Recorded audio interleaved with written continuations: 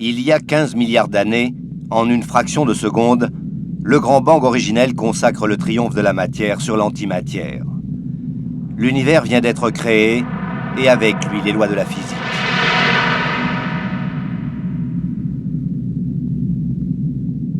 Environ 10 milliards d'années plus tard, dans un coin perdu de l'univers, notre Soleil s'illumine et entraîne dans sa course 9 planètes, nées de l'agglomération de poussière cosmique à la dérive.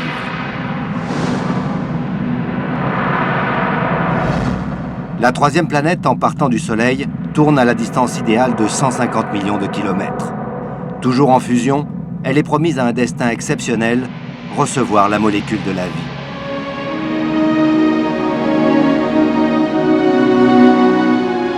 Durant les 500 premiers millions d'années de son existence, la Terre se transforme. Sa surface se refroidit, se solidifie. Les océans et une atmosphère se forment. C'était il y a 4 milliards d'années. Une équipe d'Ushuaïa Nature s'est posée à l'extrême est de la Sibérie, là où la Terre ressemble probablement à ce qu'elle était à ses origines, un monde rare, étrange, perdu, presque improbable.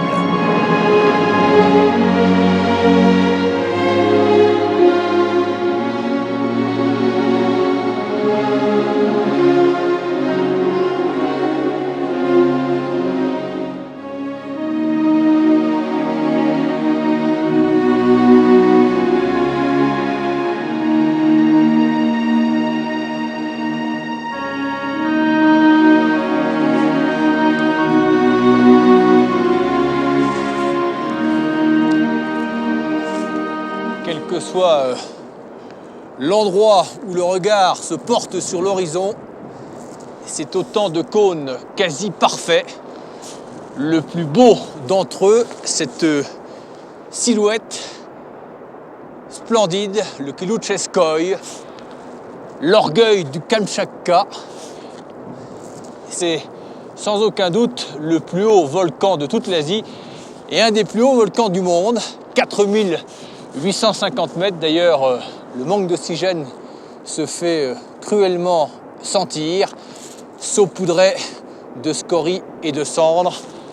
Un des plus beaux paysages de la planète. Bonsoir, Ushuaïa Nature est au Kamtchatka, ce que l'on peut considérer être l'extrême-orient russe, ou en tout cas le Far Est sibérien, cette péninsule gigantesque, 1250 km de haut sur 450 km de large. Le Kamtchatka est sans doute l'endroit au monde où il y a la plus grande densité de volcans actifs, tout simplement parce qu'on est sur une zone de subduction, une plaque de l'écorce terrestre en chevauche une autre. Mais au-delà d'être la vitrine du volcanisme, le Kamtchatka vaut aussi parce que c'est un des endroits les plus reculés de la planète, ce que l'on peut considérer comme un monde perdu. Les Russes en avaient interdit l'accès à tous les étrangers et c'est vraiment tout récemment que les portes de cette péninsule s'ouvrent petit à petit. Autant vous dire que tout ce que nous allons visiter ensemble aura valeur de document. Voilà en tout cas pour le décor dans ce monde fait de feu et de glace. Ushuaïa Nature va se rendre au cœur de l'un des mondes les plus secrets et les plus isolés de notre planète. En raison de la guerre froide et de sa position stratégique face à l'Alaska, le Kamtchatka, base secrète des sous-marins nucléaires soviétiques, est resté hermétiquement fermé pendant plus de 50 ans. Et c'est un réel privilège que de pouvoir y débarquer aujourd'hui.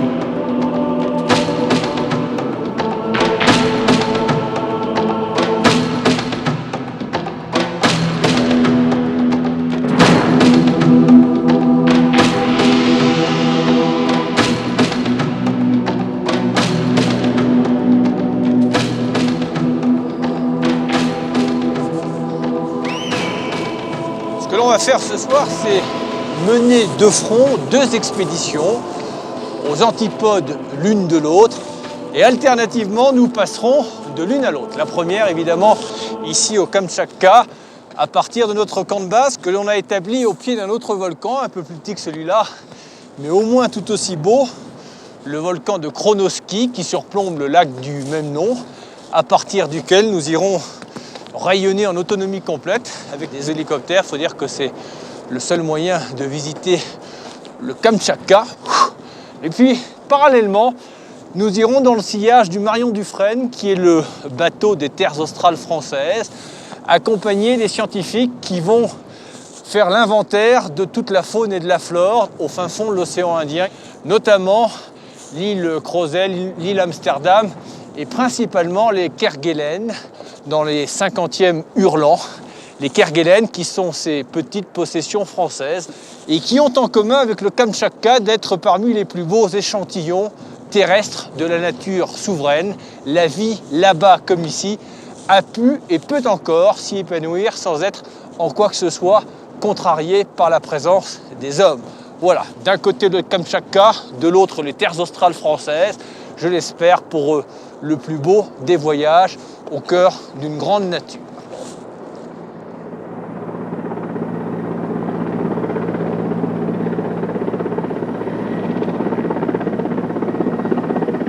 Yves Pacalet est à la fois naturaliste, philosophe, romancier et auteur d'un livre encyclopédique sur les origines de la vie. Il a couru les terres et les océans, mais survoler et explorer le Kamtchatka demeurait un rêve d'enfant. Avec Nicolas Hulot et son équipe, il commence un étonnant voyage à travers les quelques 180 volcans de cette péninsule. Ils vont tenter humblement de dénouer les grandes énigmes que pose l'apparition puis l'épanouissement de la vie sur la Terre, mais dont nous n'avons peut-être pas le seul apanage dans l'univers.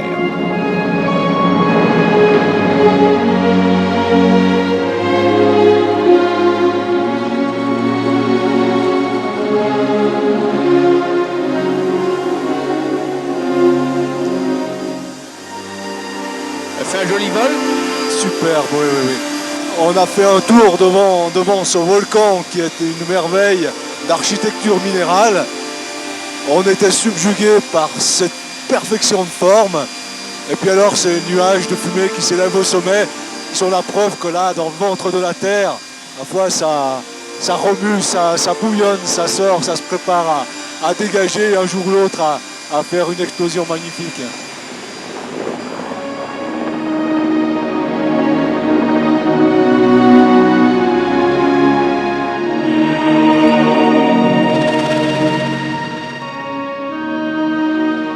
Rares sont sur notre globe les endroits conservant encore de nos jours ce qu'a dû être le berceau de la vie.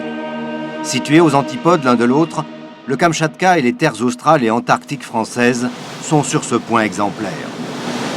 Une autre équipe d'Oussoya Nature a fait le long voyage sur le seul bateau qui mène à ces îles inhospitalières perdues en plein océan Indien. Au cours de l'été austral, le navire Marion Dufresne quitte l'île de la Réunion et s'engage dans les 40e rugissants et les 50e hurlants pour aller ravitailler un groupe d'îles isolées de plusieurs milliers de kilomètres de tout continent, les terres subantarctiques françaises, notamment Crozet, Kerguelen, Saint-Paul et Amsterdam.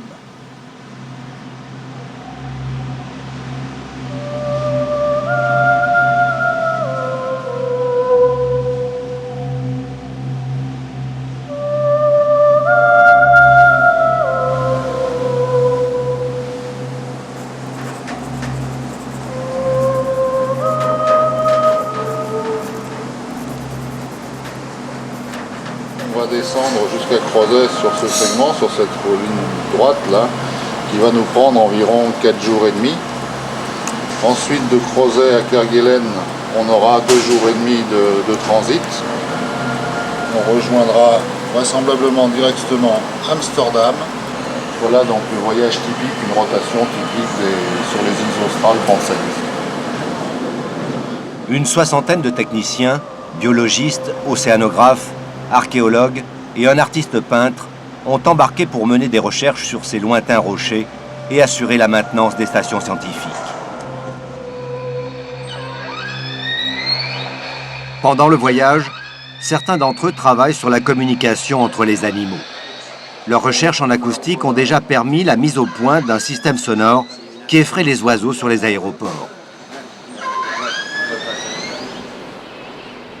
Première rencontre, le navire longe l'île des Cochons.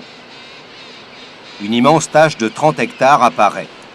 C'est la plus grande colonie de manchots royaux au monde, 1 million d'individus. Quand vient l'heure de couver, les manchots font face à la pente pour retenir leur œuf, montrant ainsi leur dos noir ou leur ventre blanc au rythme des creux et des bosses du terrain. Autant d'oiseaux qui se nourrissent de poissons prélèvent en mer chaque année l'équivalent de 2 fois le tonnage des pêches françaises.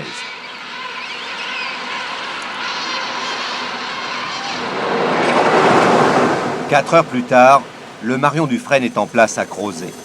C'est une tradition, la première rotation de l'hélicoptère est pour le courrier. Les habitants de l'île n'auront que 48 heures d'escale pour y répondre. Ici, le facteur ne passe pas tous les jours. Sur ce caillou de 150 km², une vingtaine de personnes cohabitent pendant 12 mois. Un éco-physiologiste, un vétérinaire, un biologiste des insectes, une ornithologue, un électronicien biologiste, un électrotechnicien, un mécanicien, un chef dieseliste, un mécanicien, un frigoriste, un géophysicien, un physiologiste, un gérant postal, un chef radiotéléphone, un chef de base responsable aux yeux de l'administration, un géophysicien, un ornithologue, un médecin, un boulanger et un cuisinier.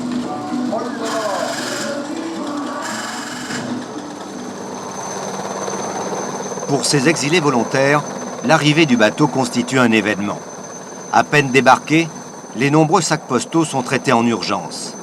En effet, ils contiennent non seulement le courrier des hivernants, mais également les centaines de lettres de collectionneurs. Les philatélistes du monde entier sont amateurs des timbres gravés à l'effigie de ces îles perdues, et cet engouement international rapporte près de 10 millions de francs chaque année aux terres australes et antarctiques françaises.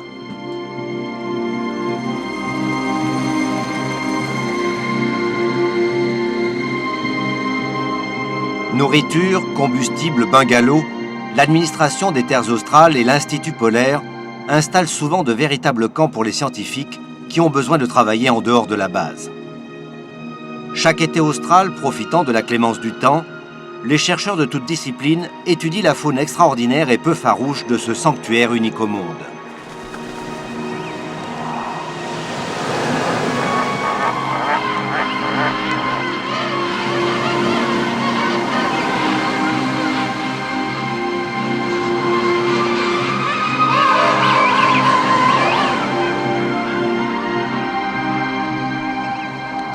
Terre de rêve pour les artistes, l'éloignement et l'inaccessibilité des côtes garantissent la préservation de ce paradis animalier.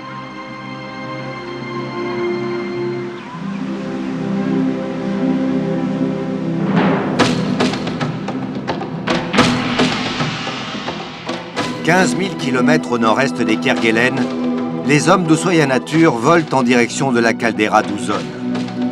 Ils espèrent trouver là-bas une des sources probablement à l'origine des premières formes vivantes.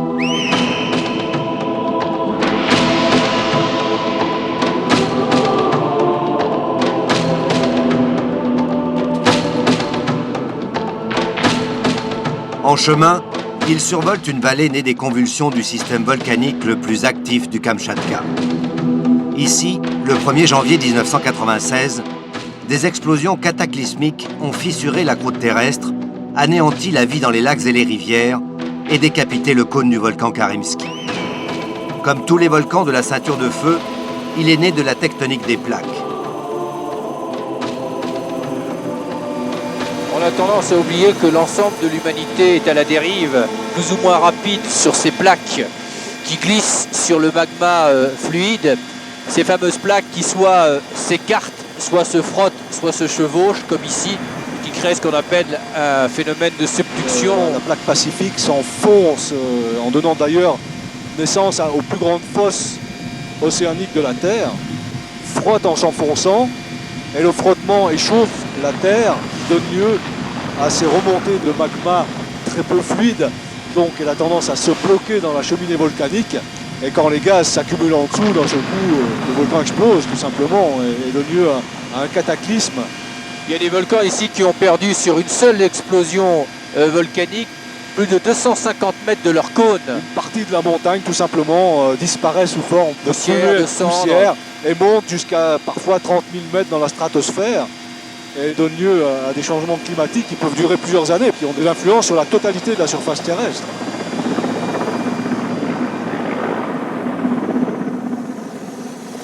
Au-dessus du volcan Karimsky, l'un des 180 volcans que compte la péninsule du Kamtchatka. Plus d'un dixième d'entre eux sont encore actifs et à ce stade, Yves Pascalet, nous devons rappeler la base des choses. Alors, au début, les volcans étaient extrêmement nombreux. La Terre était boursouflée de volcans. Il y en avait des milliers, des dizaines de milliers. L'énergie est sortie de la Terre pendant les premiers millions d'années, les premières centaines de millions d'années de l'existence de la Terre. Et d'ailleurs, les volcans ont envoyé autour d'eux une atmosphère. Ils ont créé l'atmosphère de la Terre, une atmosphère irrespirable, remplie de soufre, d'ammoniac, de gaz carbonique et également de vapeur d'eau. Cette vapeur d'eau, ensuite, s'est précipitée sur la terre ferme et dans les creux, s'est accumulée progressivement en mare, puis en lac, puis est devenu l'océan. Et c'est dans cet océan que la vie, très peu de temps après cette formation de l'atmosphère et de l'hydrosphère, eh bien, a pu dérouler son long cours. Pour engager ce que l'on pourrait appeler le grand chantier de la Terre, le parcours insensé, hasardeux, mais également conditionné, car la matière a définitivement une tendance à la vie, et c'est ce qui nous a mené jusqu'aux formes de vie les plus élaborées, alors que le Karimsky nous fait un festival. Regardez cette magnifique colonne de fumée, de gaz, de vapeur d'eau qui montre à plusieurs centaines de mètres au-dessus des 2300 mètres du volcan de Karimsky. Extraordinaire d'assister comme ça aux caprices de notre planète Terre. Décidément, s'il y a bien une région au monde qui supporte bien le qualificatif de monde perdu, c'est bien ce fameux Kamtchatka.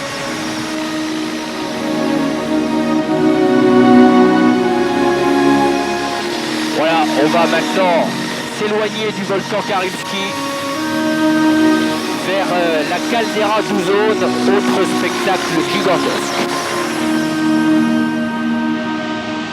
Mais avant la caldeira d'Ouzone, un second cratère remarquable jalonne l'itinéraire de l'hélicoptère.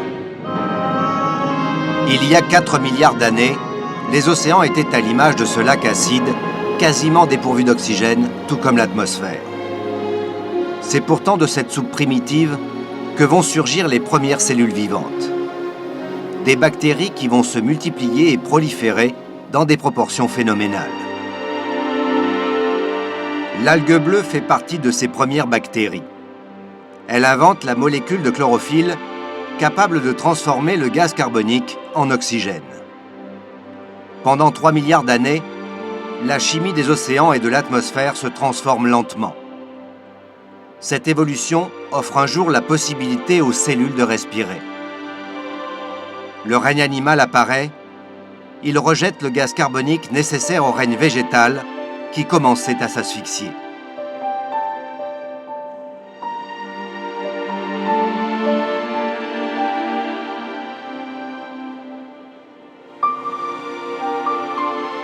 À l'autre bout de la planète, les terres australes françaises sont une illustration parfaite du règne animal. Le Marion Dufresne est toujours en escale à Crozet. Les scientifiques et l'artiste peintre ont pris le chemin des Manchotières. Ce dernier s'est fait accepter par cette colonie d'oiseaux étranges et maladroits. Passager qui peut paraître clandestin, cet homme accomplit sa mission.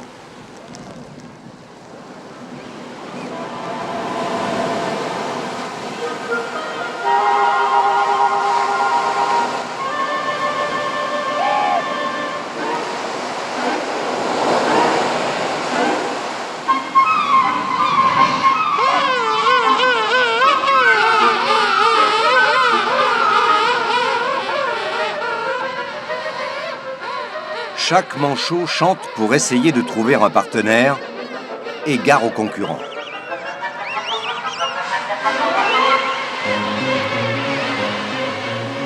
Une fois le couple formé, celui-ci cherche un endroit pour s'accoupler au milieu des milliers d'autres manchots déjà en train de couver. La tâche est rude et il faut distribuer des claques pour se frayer un chemin.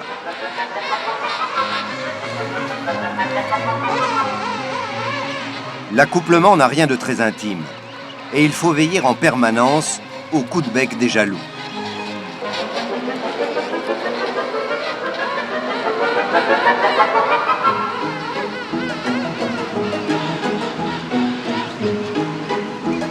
Quatre jours après l'accouplement, la femelle pond un seul œuf qu'elle tient en équilibre sur ses pattes. Garder sa place devient alors encore plus difficile.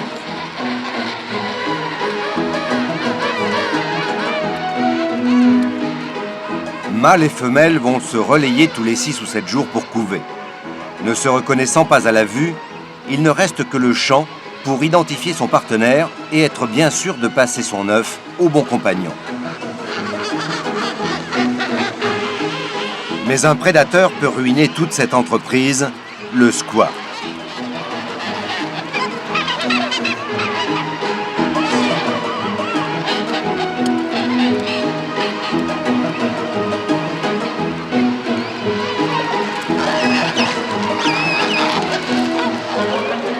En revanche, si l'œuf a été bien protégé, naîtra un poussin qui sera presque aussi grand que les adultes en l'espace de 10 mois. Commence alors pour les parents d'incessants voyages en mer afin de pêcher et ramener du poisson à leur progéniture.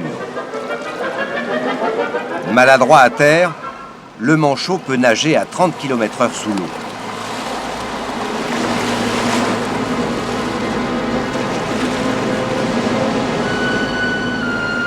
Seul obstacle aux retrouvailles avec son poussin, l'orque.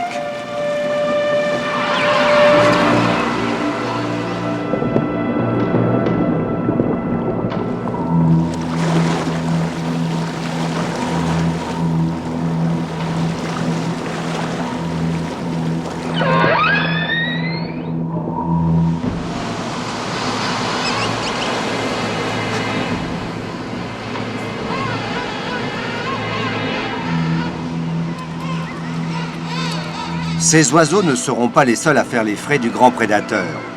Mais loin d'être inconscients du danger, les victimes potentielles attendent sagement le départ des orques.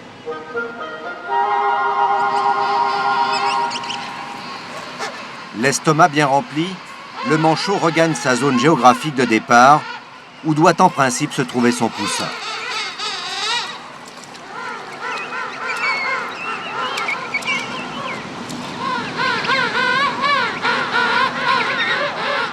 Si entre partenaires il faut chanter pour se reconnaître, il en est de même entre le poussin et ses parents.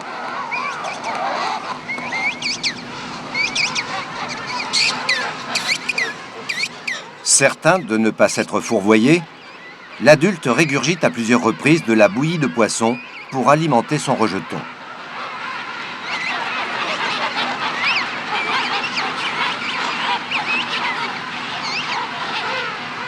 Le problème des scientifiques est simple. Comment un individu peut-il reconnaître le chant de son partenaire au cœur d'une foule si bruyante ? 74 décibels en moyenne, le bruit du boulevard périphérique à Paris aux heures de pointe.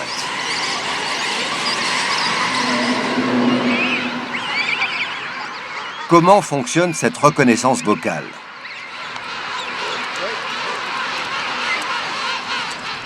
Le professeur Jacques Loga et Thierry Langagne vont enregistrer les chants des parents. L'exercice demande de la pratique. Il faut avancer le micro sans provoquer l'interruption du chant de l'animal.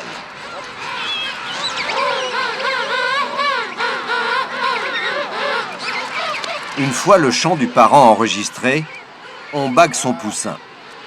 C'est désormais de lui dont dépend le résultat de l'expérimentation.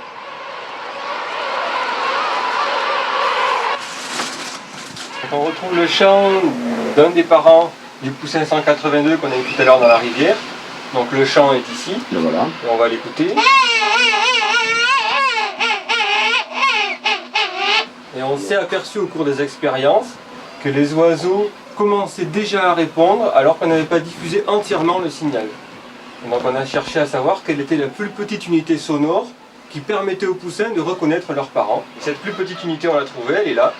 C'est la syllabe, c'est-à-dire c'est les 5 dixièmes de seconde, les 5 premiers dixièmes de seconde du signal. Avec simplement ce morceau-là, ils arrivent à avoir toute l'information individuelle et donc à reconnaître leurs parents. Voilà.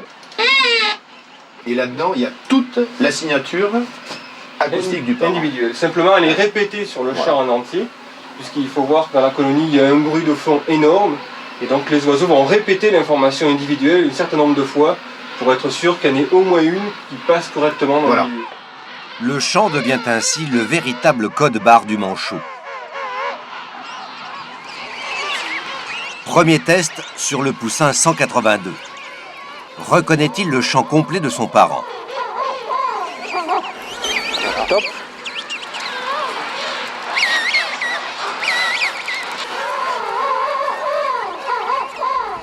Ça, c'est quand même une belle réaction. Là, il cherche. Mais il ne voit pas l'adulte.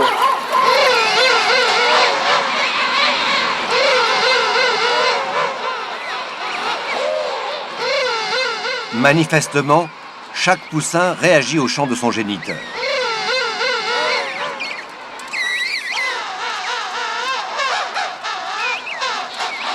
Second test sur la première syllabe du chant.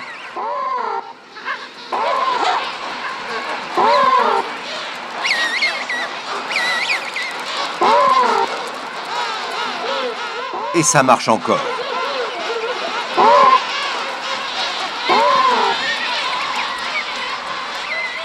Pour mener l'expérience à son terme, les scientifiques effacent le son naturel et le remplacent par une modulation de synthèse de leur fabrication. Dans ce son recréé, on isole uniquement l'amorce du chant. Cette amorce, signature sonore unique de chaque individu, s'avère suffisante pour faire réagir le poussin. Il marche très bien celui-là. La première syllabe, il a impeccable. Ça marche. Il répond. Il a confondu notre chant avec celui de ses parents.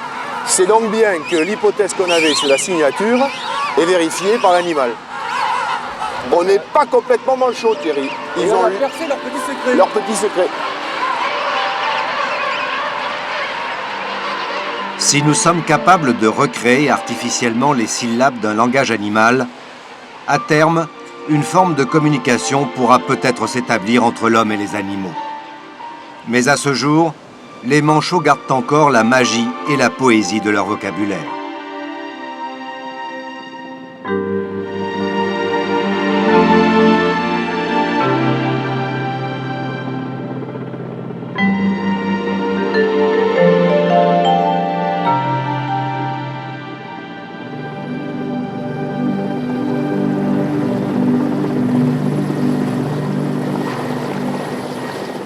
Le MI8 se pose à Ouzone, un site exceptionnel où l'activité géothermique ne faiblit jamais et où même la pierre semble féconde.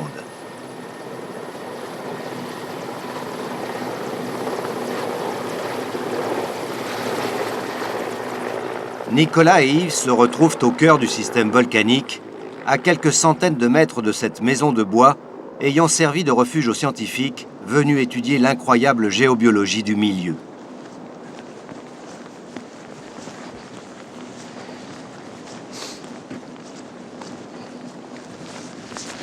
Caldeira d'Ouzone.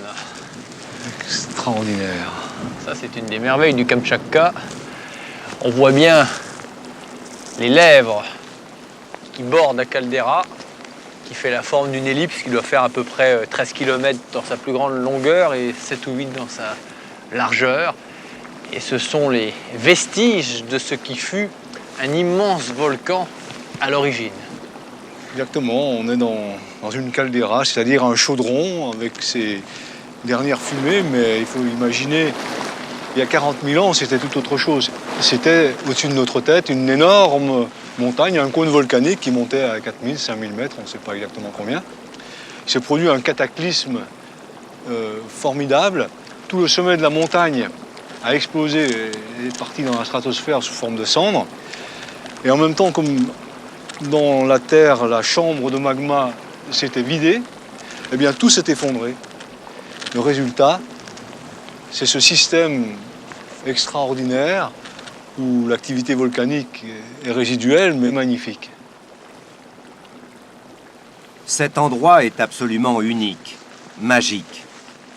On trouve ici le modèle en réduction de la Terre des origines. Une sorte de chaudron où le minéral et l'énergie issus des entrailles de la planète créent les molécules indispensables à la vie.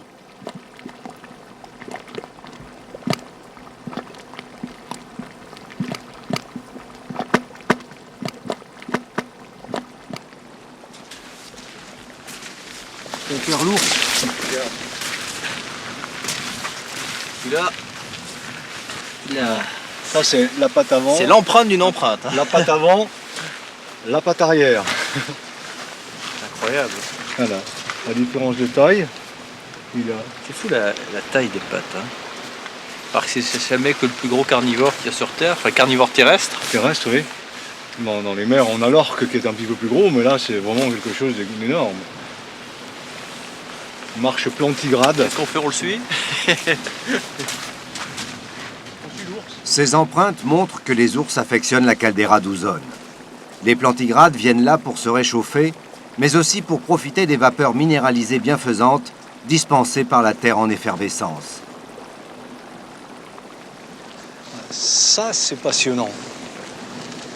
Ça c'est passionnant parce que voilà des petites choses qui ont l'air de rien, mais qui ressemblent fort à ce qu'était la vie au tout début.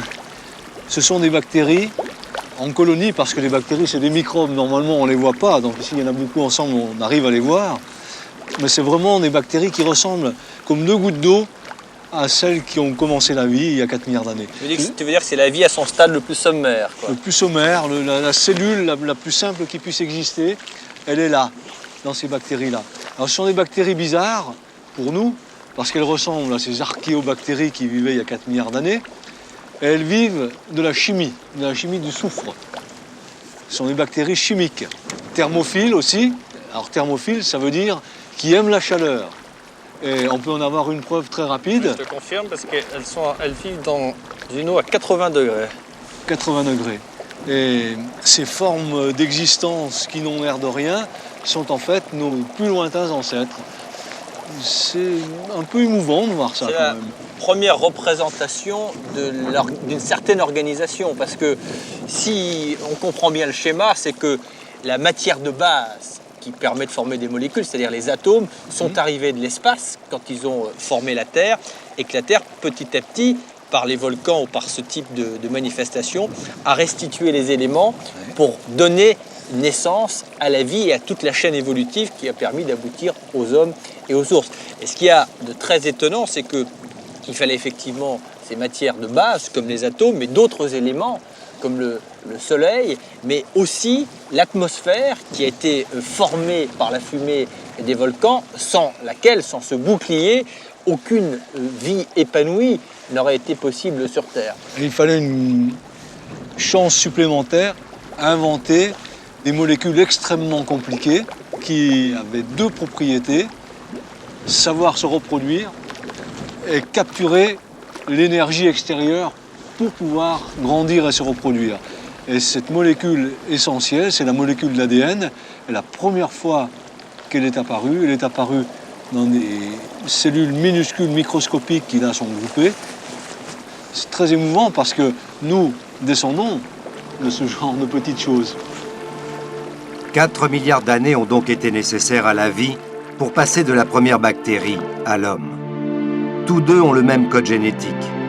Mais l'ADN, molécule qui compose tout être vivant, la seule capable de se reproduire, permet l'évolution. On peut dès lors se demander à quoi nous ressemblerons après-demain.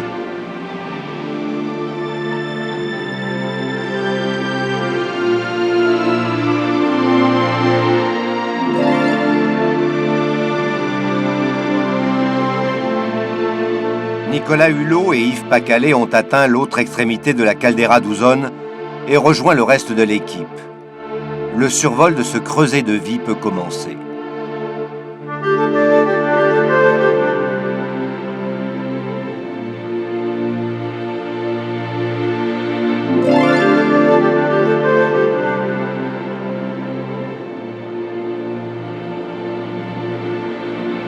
L'hémicycle parfait de la caldeira d'Ozones avec Yves Pacalet vole au-dessus de ces merveilleuses fumerolles pour contempler du ciel ce que le noyau, le cœur de la Terre veut bien nous délivrer.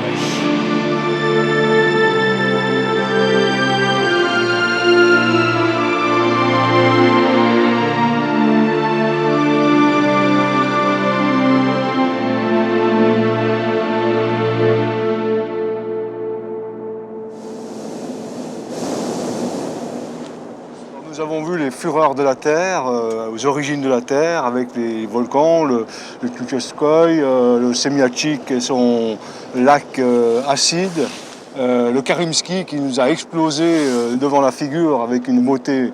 Et ça, c'était les tout débuts. Et puis ces bactéries qu'on a vues également là-dessous, dans ces mares, apparaître les plus anciennes formes de vie.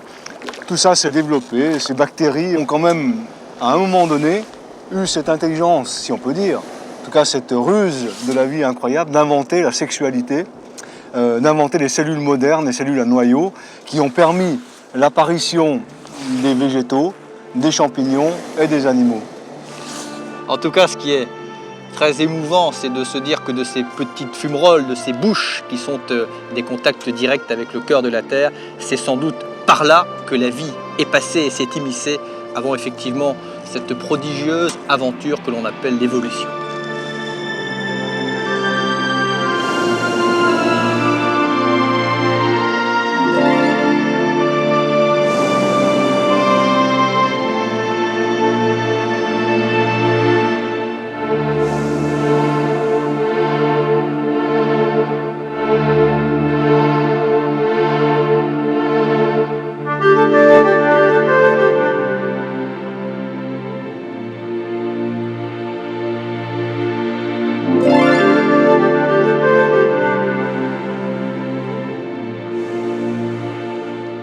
Nicolas laisse descendre le ballon au ras du sol pour flirter avec les fumerolles. Mais l'aérologie perturbée réserve des surprises.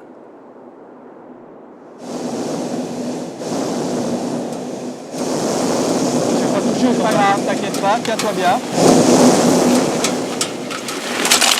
T'inquiète, c'est normal. Eh, pas grave. Tiens-toi bien, c'est bon, t'inquiète.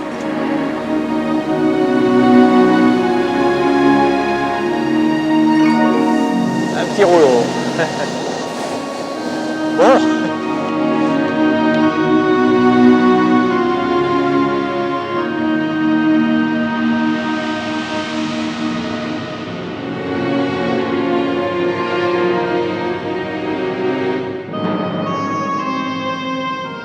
Situé à seulement une trentaine de kilomètres de la caldeira d'Ouzone, le volcan Kronotski dresse son cône majestueux au-dessus de la taïga et donne son nom à un immense lac et à l'unique réserve sauvage du Kamchatka. 1 million d'hectares de splendeur classés patrimoine mondial par l'UNESCO.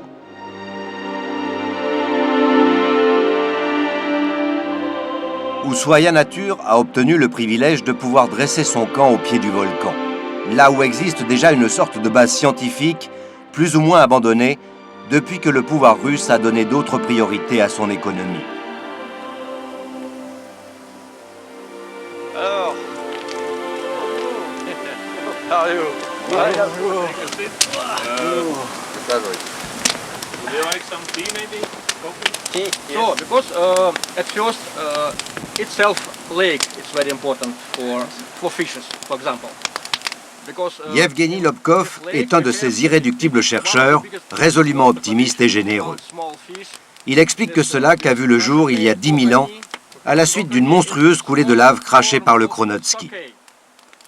Les milliers de saumons remontant la rivière pour y frayer, comme leur instinct les y pousse, se sont retrouvés bloqués en amont du barrage de lave brûlante. Un nouveau lac venait de se créer. Et l'évolution commença son fabuleux travail pour que survive l'espèce prise au piège.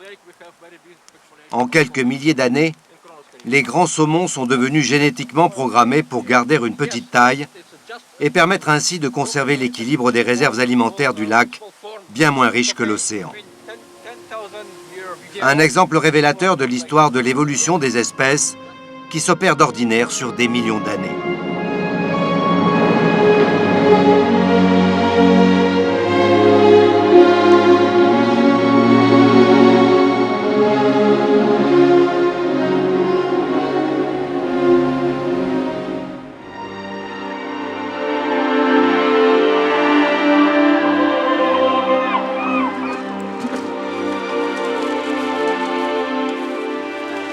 Boris Chichelot est un ethnologue spécialiste des peuples du Grand Nord.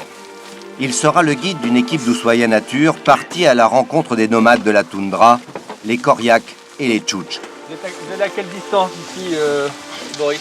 De Ratchaïvaïa? Ouais.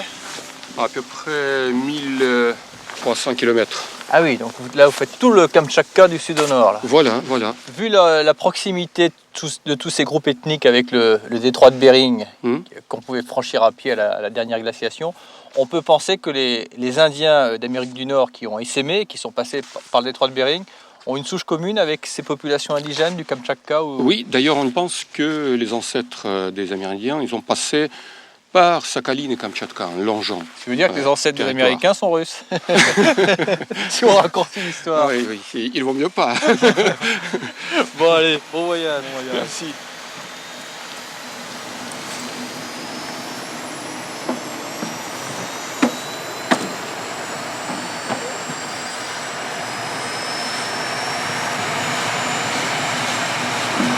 On vole.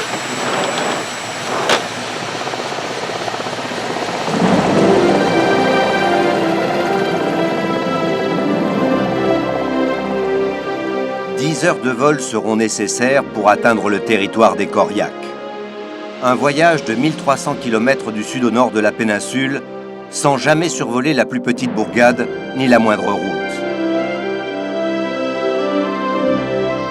Sous l'appareil, la nature sauvage déroule ses multiples visages.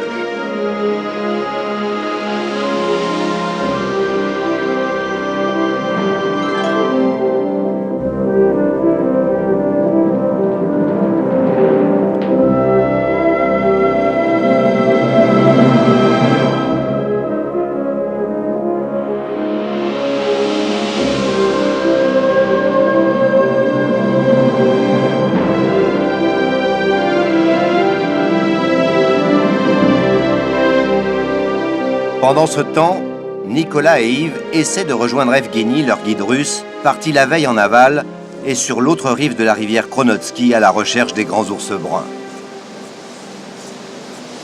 Incroyable hein.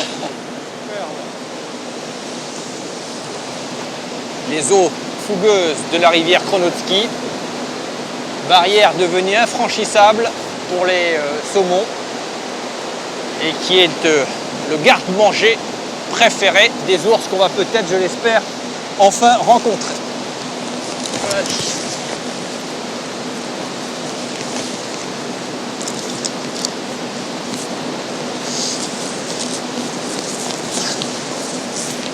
S'arrêter quand même pour un dernier regard sur les flancs du Kronotsky. Allez. Depuis sa création, le lac Kronotsky a fini par déborder et retracer un chemin jusqu'à l'océan. Cette rivière est son unique déversoir, et les grands saumons qui à l'origine la remontaient par milliers osent à peine aujourd'hui s'aventurer dans ces eaux devenues trop violentes. En se dirigeant vers son embouchure, Nicolas et Yves se rapprochent des saumons, donc des ours. Ok. C'est parti. Yves Pacalet se prête, non sans quelques appréhensions, aux acrobaties qu'impose le parcours naturel. Plus habitué aux sentiers sauvages de France, où il puise son inspiration littéraire nourrie de science et d'émerveillement, le Kamtchatka pourrait bien être le prochain décor de sa plume romanesque.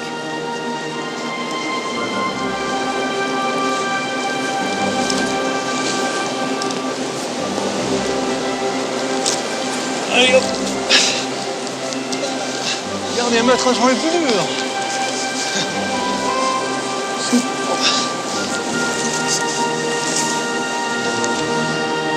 Eh ben, belle aventure.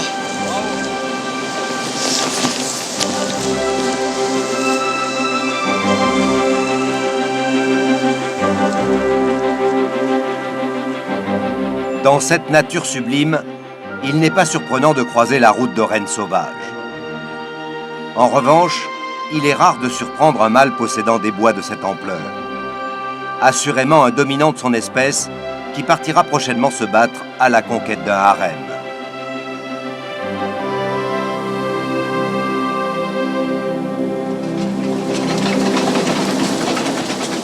Dans l'immense taïga du Grand Nord, vivent aussi des rennes élevées principalement pour leur viande et leur peau. Après 3 jours de voyage en hélicoptère et 2 jours de chenillettes bricolées, Boris Chichelot et l'équipe d'Ushuaïa Nature ont atteint le 62e parallèle nord. Dans ces territoires polaires abandonnés du monde, les peuplades sont souvent nomades.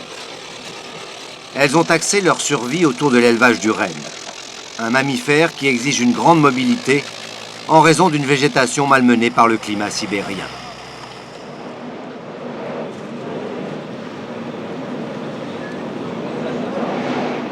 Première rencontre des cavaliers Koryak. Вот маршрут начинает. Вы сейчас идете куда? Всего вот примерно сколько километров или дней вы как идете? Вы как считаете? Alors il faut combien de kilomètres là sur le... Plus d'une centaine de kilomètres. Plus d'une centaine de kilomètres. Bien sûr. Et ils trouvent les pâturages d'été ici. Et après, и потом вы начинаете двигаться назад. В июле сюда приходите примерно. Да. Au mois de juillet, donc un mois entier, ils progressent vers l'océan. D'accord. Et c'est une vie qu'ils n'ont pas du tout envie de changer, ils sont bien traditionnels. И вам нравится эта жизнь кочевая? Bien sûr. La vie nomade leur plaît beaucoup. Ils ne veulent pas être sédentaires. Ces cavaliers Koryak qui ont accueilli l'équipe pour la nuit constituent une brigade d'éleveurs. Ils viennent de passer plus de 3 mois avec le troupeau de rennes du Sovkhoz d'Atchabayam et rentrent au village. Leurs informations seront précieuses pour rejoindre les rennes.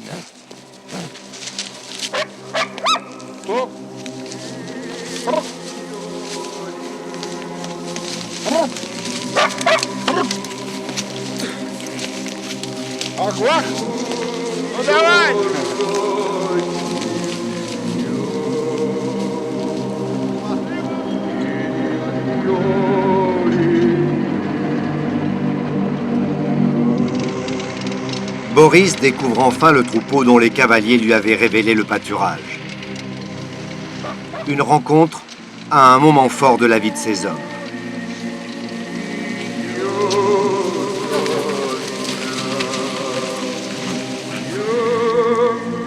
Les Koryaks sont passés maîtres dans l'art de manier le lasso. La technique ancestrale est très efficace, car en faisant courir le troupeau, les éleveurs repèrent les bêtes à capturer, généralement les plus faibles. Ils procèdent ainsi à une sorte de sélection. 3 bêtes seront tuées au couteau pour nourrir la nouvelle brigade. Cet avantage en nature que les Koryaks s'octroient est leur seul moyen de se nourrir et de s'habiller pour l'hiver. Car ces hommes ne possèdent rien, hormis quelques poignées de thé et leurs armes pour se défendre contre les ours et les loups.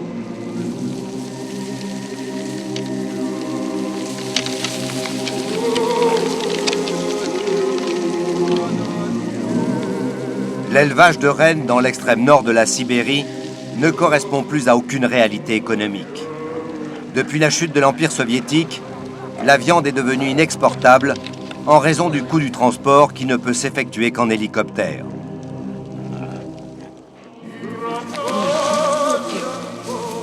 Mais plus grave qu'une économie sinistrée, plus une femme et plus un enfant ne vivent avec ses pères de famille.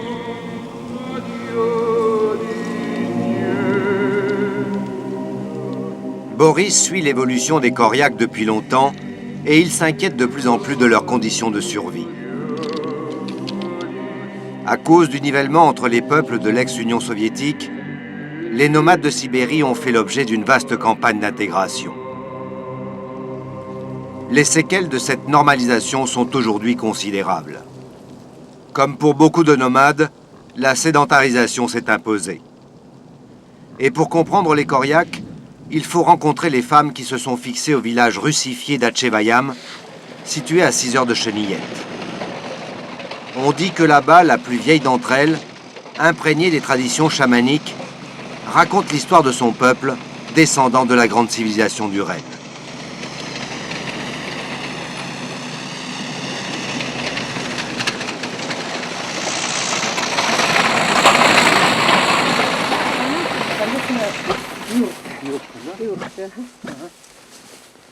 Pour un éleveur de rennes, la femme est la gardienne du feu allumé en permanence sous la tente. elles représentent la cohésion sociale. Elles règnent dans l'espace des traditions et assurent leur pérennité en la transmettant aux enfants.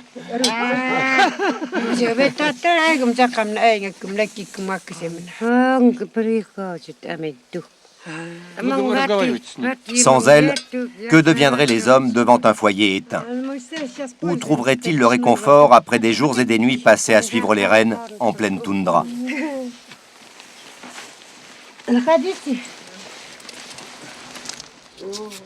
Boris est invité à entrer dans la yourte d'une vieille femme. Ici, malgré une misère apparente, règne une chaleur précieuse pour ces gens qui doivent traverser l'interminable hiver polaire par des températures pouvant descendre jusqu'à moins 40 degrés.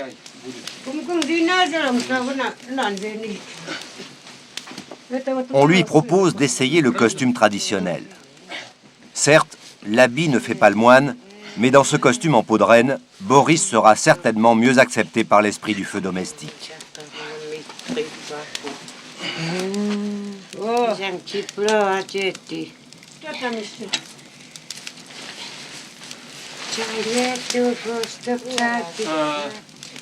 Подошву надо менять.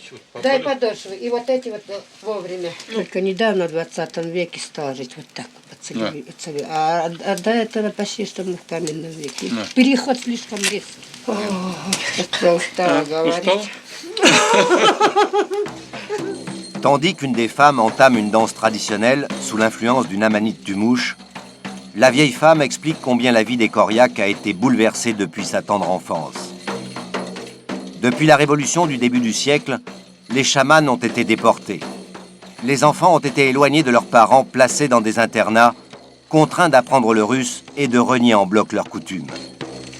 Les troupeaux de rennes ont été regroupés en sauve-cause et nationalisés. Les traditions ancestrales ont été dénigrées par les autorités et les subventions de Moscou les ont placés dans un état de dépendance totale. Aujourd'hui, plus rien ne leur parvient. Les Koryaks sont totalement isolés et abandonnés. La seule issue pour ce peuple est de retrouver ses racines, de réapprendre à vivre en famille dans la toundra avec leurs troupeaux. Grâce aux champignons hallucinogènes, cette femme communique avec les esprits de ses ancêtres. Son chant exprime l'espoir de voir préserver le ciel, le soleil, la lune, la terre et tout ce qui y vit, les plantes, les animaux et les hommes.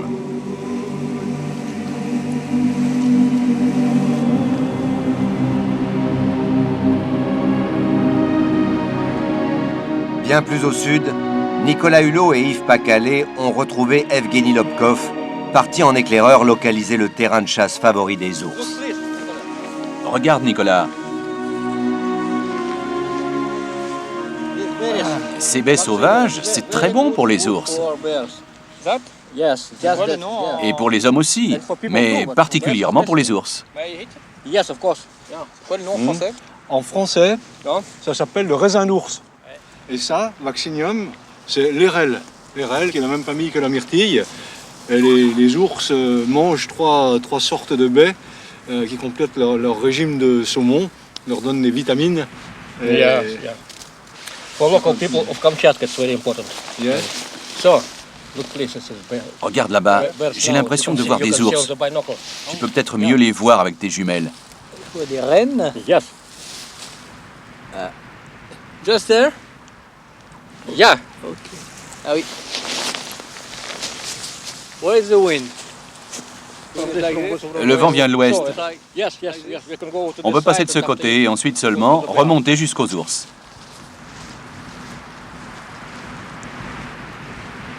Assez extraordinaire. Regarde, les ours sont en train de se déplacer de la plaine vers la rivière. Là-bas, ils trouveront assez de poissons pour se nourrir, car c'est la bonne période. Yevgeny a repéré quelques spécimens de ces seigneurs du Kamchatka, tout habillés de brun. Il reste à s'en approcher.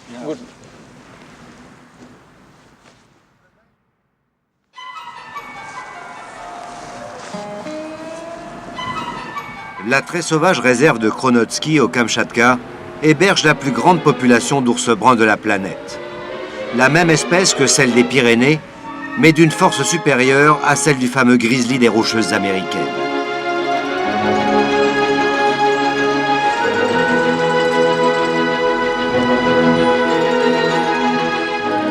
Approcher le plus puissant des mammifères terrestres n'est jamais chose facile et requiert de s'entourer d'infinies précautions. Son odorat le plus développé du règne animal avec celui du requin tient du prodige. Une légende dit, lorsqu'une aiguille de sapin tombe dans la taïga, l'aigle la voit, le cerf l'entend et l'ours la renifle.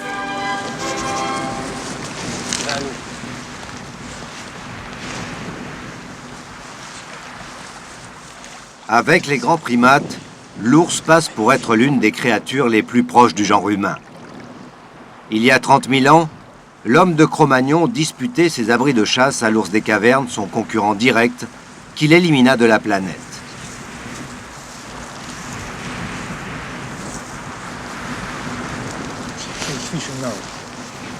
La mère est en train de pêcher et ses petits l'attendent sur la berge. C'est un comportement assez habituel.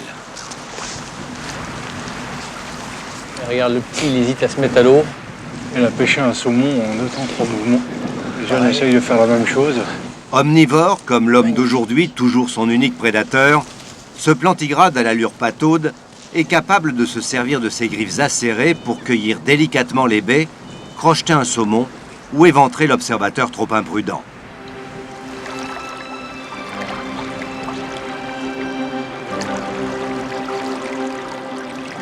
On a recensé environ 6000 ours bruns sur la péninsule. Mais seule la réserve naturelle de Kronotski, équivalente à 2 départements français, leur offre nourriture abondante et tranquillité.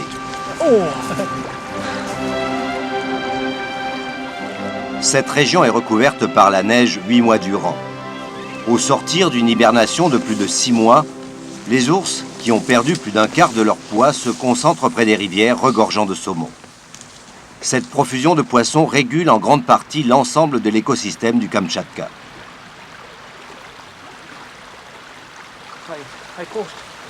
Sur la berge. Regarde, dans la partie sombre, après l'arbre vert.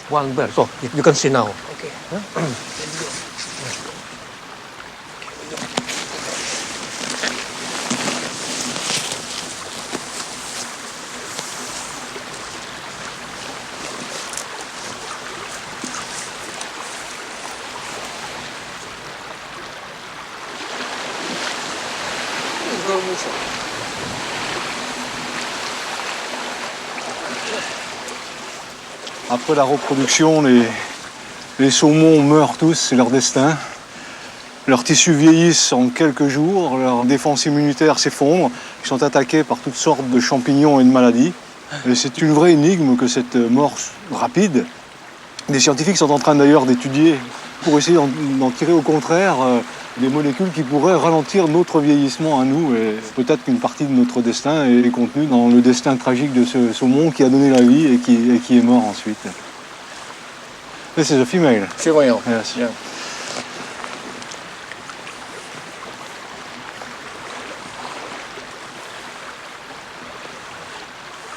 Ce qui est fou, c'est de se dire que les saumons viennent mourir dans cette rivière après avoir accompli des migrations, quelquefois sur plusieurs milliers de kilomètres. Même la façon dont ils retrouvent leur ruisseau de naissance, ça c'est une énigme qui est en partie résolue, mais en partie seulement. On sait que l'odorat joue un rôle très important parce qu'il y a eu un test de fait sur des saumons auxquels on a bouché les narines, et que ceux à qui on a bouché les narines se sont trompés pour retrouver leur rivière d'origine. Donc on sait que l'odorat participe, mais ça n'explique pas leur capacité à faire des migrations aussi longues et à se repérer pour retrouver notamment l'estuaire.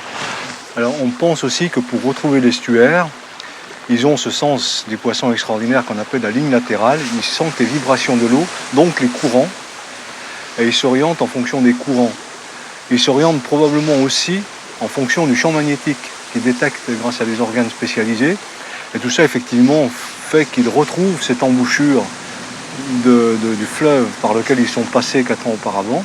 Et ensuite, effectivement, à partir de l'embouchure, il semble que l'odorat prenne le dessus. Ils détectent la concentration en oxygène, en gaz carbonique, toutes sortes de molécules odorantes. Ils ont une mémoire chimique. Une mémoire chimique extraordinaire, et ils arrivent dans le petit ruisseau au sommet des dernières branches de rivière où ils sont nés pour à leur tour donner la vie. Un ours là-bas. Un ours en haut là-haut. Oh là là.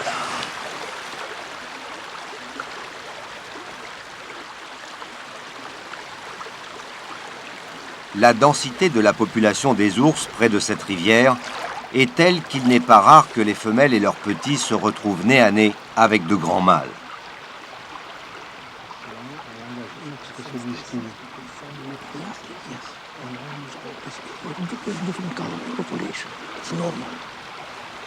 Alors, on se renifle de loin pour évaluer le danger et la femelle s'écarte pour protéger ses oursons d'un mâle parfois trop jaloux.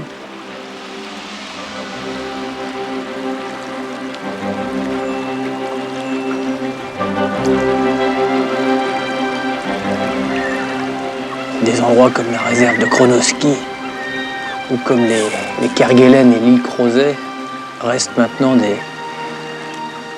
presque des vestiges de nature intacte. Et on observe ça avec beaucoup d'émotion parce que on a quand même le sentiment qu'on assiste un peu quand même aux derniers instants de la nature vierge.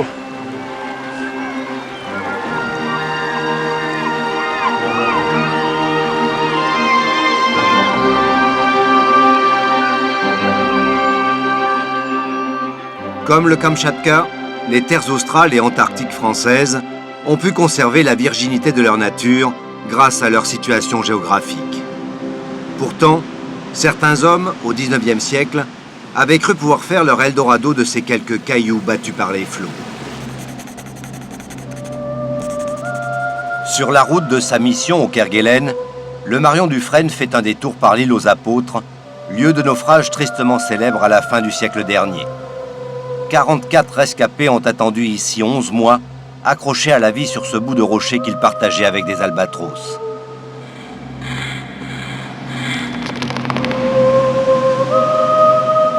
Quatre jours de mer après Crozet et les Apôtres, c'est enfin l'archipel des Kerguelen. En 1772, l'officier de la marine royale, Yves de Kerguelen, approche ce territoire grand comme la Corse. Pressé de faire état de sa découverte, il ne prend pas le temps de descendre sur l'île ni d'en explorer l'intérieur. C'est une terre merveilleuse aux 1000 richesses, raconte-t-il au roi, qui affrète aussitôt une nouvelle mission d'exploration. Cette expédition sera un échec. Pour avoir travesti la réalité et abusé la confiance royale, Kerguelen sera emprisonné pendant 3 ans à la Bastille. 4 ans plus tard, le navigateur anglais Cook, plus réaliste, baptisera ces terres à juste titre « Île de la Désolation ». Une équipe d'archéologues menée par Jean-François Lemuel, chercheur au CNRS, sillonne les vallées à la recherche des traces du passé. Ils sont là pour reconstituer l'épopée de ces terres australes. Mais il faut faire vite, sous peine de voir s'effacer définitivement ces pages de notre histoire. Les baleiniers arrivent ici pratiquement dès 1796-1798. L'une des plus belles histoires de naufragés, si tant est que une histoire de naufragés puisse être belle, parce que c'est quand même une somme de souffrance, c'est celle de Noun et de ses 4 compagnons qui vont errer pendant des mois et des mois, partant de l'île de l'Ouest où ils ont fait naufrage pour la seconde fois. Noun est un baleinier. En 1825, lui et ses compagnons font naufrage 3 fois dans la même journée et utilisent pour finir une vieille chaloupe abandonnée pour se tirer d'affaire. Commence alors un long exil. Alors, nous avons une chance extraordinaire, c'est que Noun a un talent de conteur, c'est que Noun a eu l'idée de ne pas se fier à sa seule mémoire, mais que, ayant sauvé du naufrage une Bible, du tabac bien sûr, toujours du tabac, mais ayant sauvé sa Bible, va pouvoir, sur les marges de sa Bible, avec du fiel d'albatros, aujourd'hui on dirait de la bile d'albatros, écrire à une encre jaune sur les marges de cette Bible toute son histoire. Noun est déjà à sa 3e campagne de chasse aux éléphants de mer. Ils vont contourner tout le sud, le sud-ouest et le sud de Kerguelen pour rejoindre un lieu que Noon connaît, qu'il appelle Long Point, et qui se trouve ici, nous l'appelons aujourd'hui Pointe Charlotte. C'est là qu'ils savent pouvoir trouver les manchots en abondance, mais aussi des albatros, mais aussi les éléphants de mer, qui vont assurer leur survie pendant 14 mois. Là où nous voyons les restes de la villa de l'Espoir.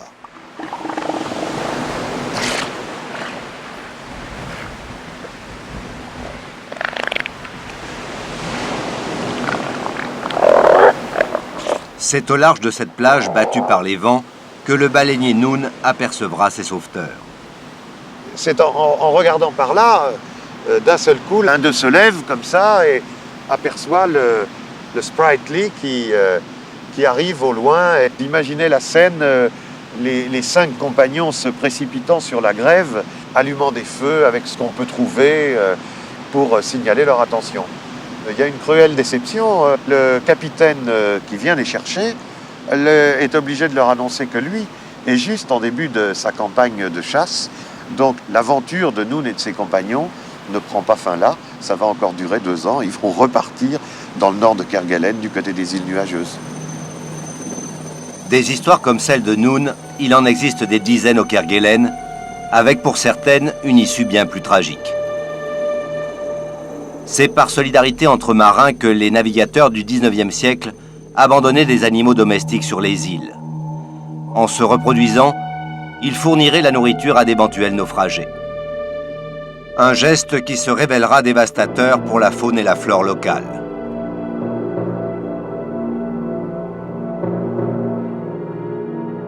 L'un des défis des colons était de s'installer à l'abri du vent qui peut souffler par rafale à plus de 200 km/h.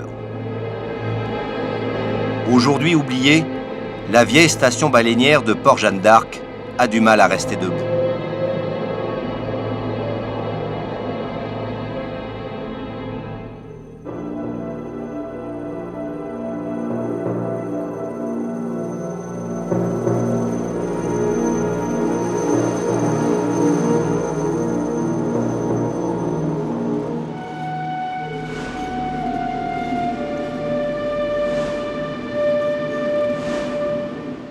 Pour exploiter à outrance les grands mammifères marins, quelques dizaines d'hommes français et norvégiens ont habité ici de 1908 à 1926, loin de la civilisation. Ateliers, chauffage central, réseau ferroviaire, boulangerie, ils avaient recréé une ville en miniature et l'usine baleinière tournait à plein régime. Les produits quasi manufacturés vont être réexportés, alors à savoir l'huile de ces baleines, qui sert à l'éclairage des grandes villes américaines, les os qui sont transformés en poudre qui vont servir à amender les sols trop acides de la métropole, et puis enfin les fanons, les célèbres baleines des corsets de nos grands-mères ou les baleines des parapluies.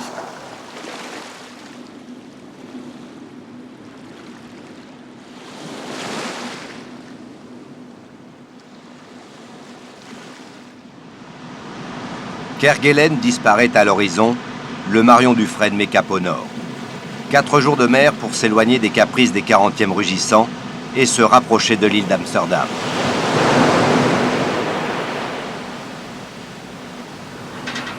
Particularité unique de cette petite île australe, la plus éloignée au monde de toute source importante de pollution, elle est le lieu de référence pour l'air étalon de la planète.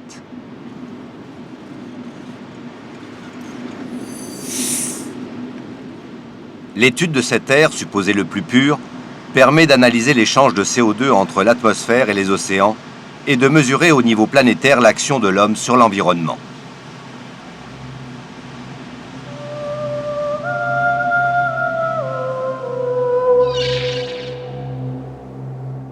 Dernière étape pour le Marion Dufresne, l'île de Saint-Paul, un cratère immergé, véritable perle des terres australes.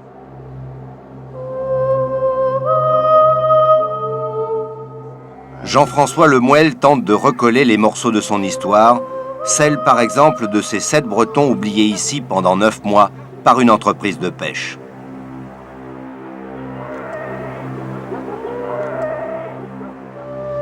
Kerguelen, Crozet, Amsterdam, Saint-Paul, les terres australes sont d'une richesse incroyable. Sanctuaire pour les animaux, c'est aussi un lieu stratégique pour l'observation des étoiles et des satellites et une station météo unique entre l'océan Indien et l'Antarctique.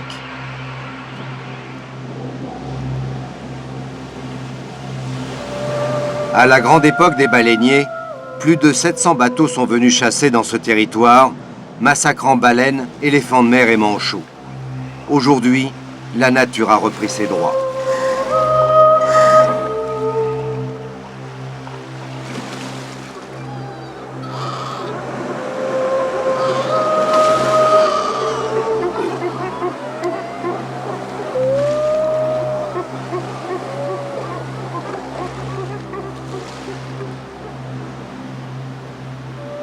Les plus heureux des scientifiques sont les ornithologues. Ils peuvent approcher au plus près tous les oiseaux sauvages.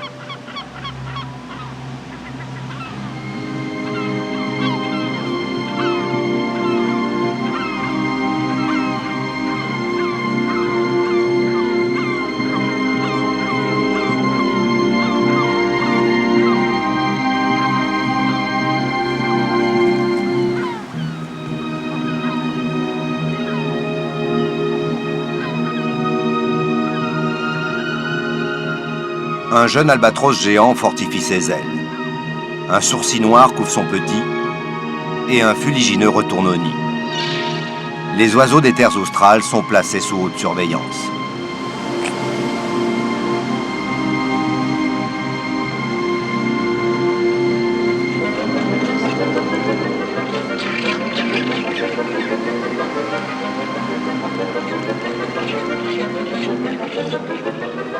Les gorfous sauteurs et les gorfous macaronis occupent les rochers.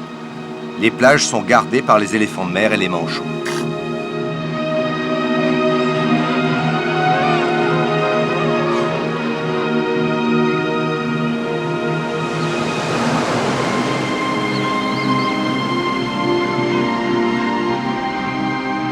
L'artiste peut ici dévoiler sa mission. Certaines de ses peintures serviront à graver des timbres qui tous racontent une tranche de l'histoire de ces îles lointaines. Les tampons personnalisés sont aussi devenus indispensables. Chaque mission scientifique, technique ou télévisuelle se doit d'avoir le sien. Le Marion Dufresne achève sa mission. Ces îles, minuscules au regard du grand océan, seront à nouveau coupées du reste du monde pour de longs mois.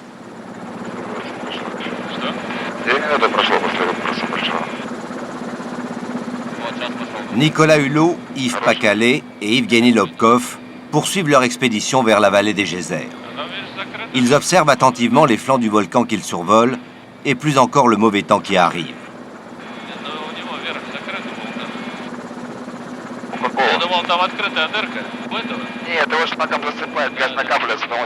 La météo exécrable oblige le pilote à se poser au cœur du volcan Semyatchik.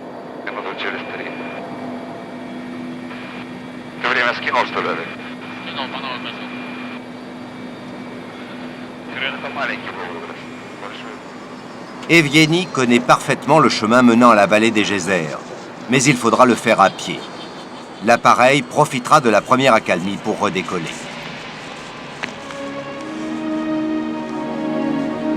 J'ai vraiment l'impression d'être ici sur la Terre du début de l'ère primaire, quand les plantes et les animaux n'avaient pas encore conquis les continents. S'il y a 1 milliard d'années environ, la vie avait inventé la cellule supérieure. Les premières plantes se sont formées dans la mer, les premiers animaux aussi, et ont évolué dans la mer.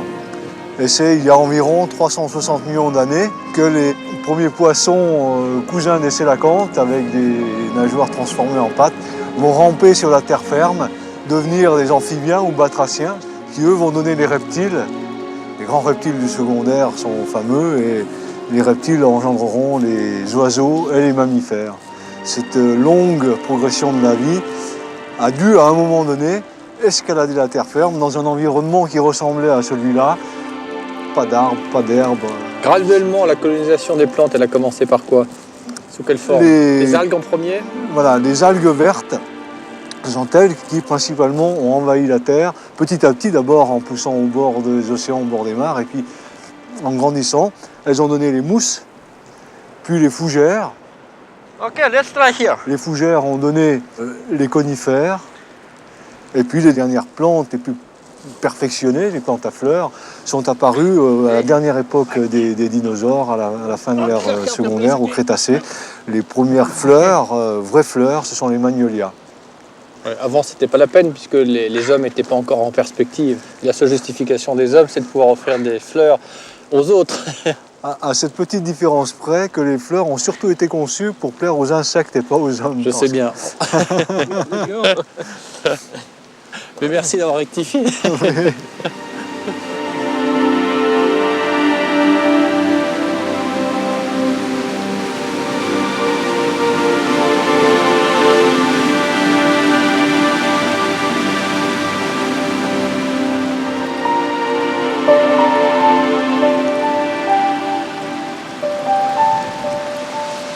C'est un itinéraire totalement insensé avec un dédale de vallées et de rivières jalonnées de centaines de petites fumerolles qui donnent cet aspect fantomatique pour déboucher dans un des joyaux du Kamtchatka, la vallée des geysers.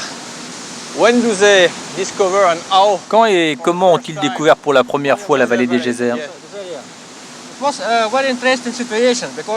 Ah, c'est une très belle histoire, parce qu'à cette époque, on n'avait aucune information sur la rivière Shumnaya. Nous ne savions pas où se trouvait sa source. Et c'est pourquoi, le 31 mars 1941, une femme russe qui se nommait Tatiana Ustinova se lança dans une expédition pour explorer cette vallée avec des chiens de traîneau. Elle s'arrêta juste là, à côté, Juste derrière. car elle découvrit le premier geyser qui faisait de grosses éruptions, et elle le nomma Pirvinets. C'est un mot russe qui veut dire « le premier enfant ». C'est pour cela que le premier geyser de la vallée s'appelle Pirvinets. Nice name. Elle a dû être surpris parce que je pense que les Russes n'avaient jamais vu de geyser sur leur territoire. C'est le seul endroit, c'est the only one place in Russia where there is geyser. Hein? Yes, only, Russia only. Ok.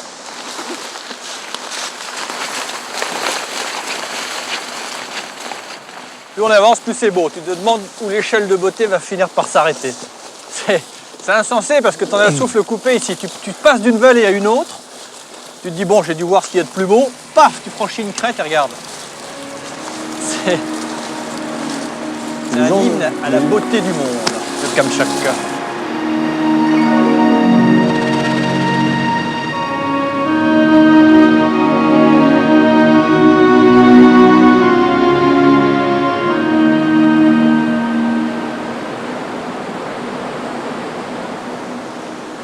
Fantastique, hein? C'est toujours le principe du geyser, c'est que de l'eau qui tombe alentour sous forme de neige de pluie s'infiltre dans le sol, va se réchauffer au contact du magma profond, du magma volcanique, remonte, arrive dans une sorte de chambre souterraine, et c'est là que se produit l'espèce de miracle du geyser. À partir d'un certain stade de pression et de température, d'un seul coup, la vaporisation se produit, l'eau est envoyée sous forme de Et la vapeur. chambre de mise en pression, elle peut être à quelle profondeur? Ça varie. Quand c'est un très gros geyser comme le Velikan ou comme celui-ci, elle peut être à plusieurs dizaines de mètres de profondeur, mais elle est aussi très très grande.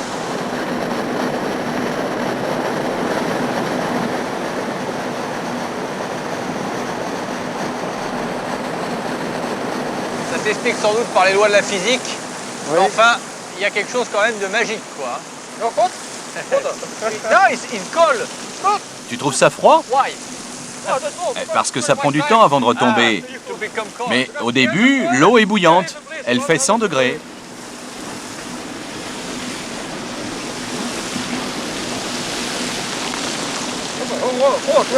This one hot. Non, ça va. C'est bon.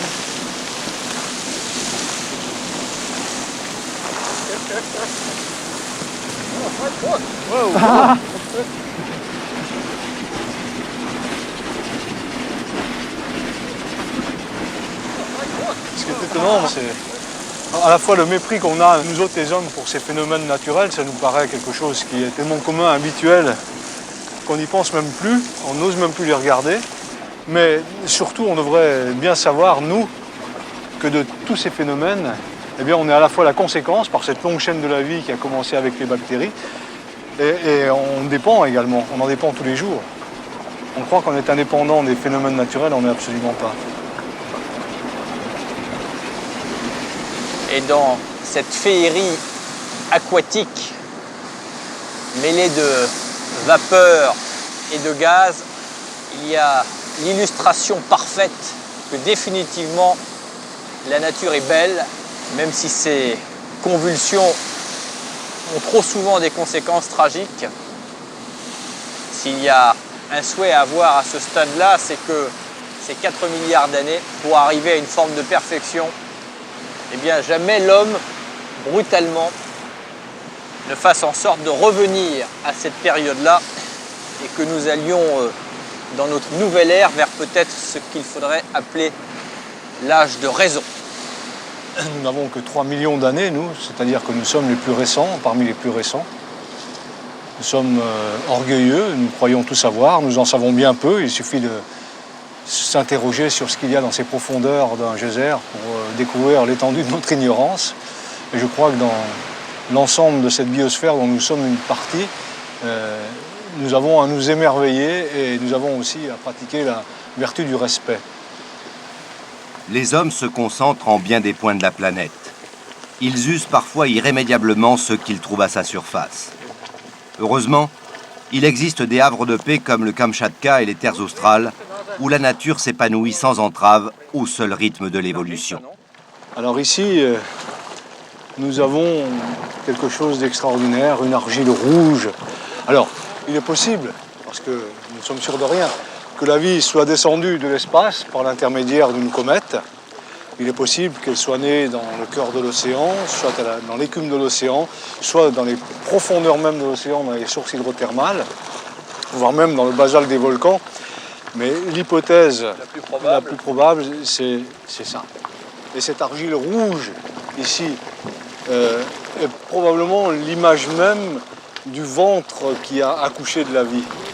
J'ai l'impression de voir un ventre fécond en train d'inventer une nouvelle forme de matière.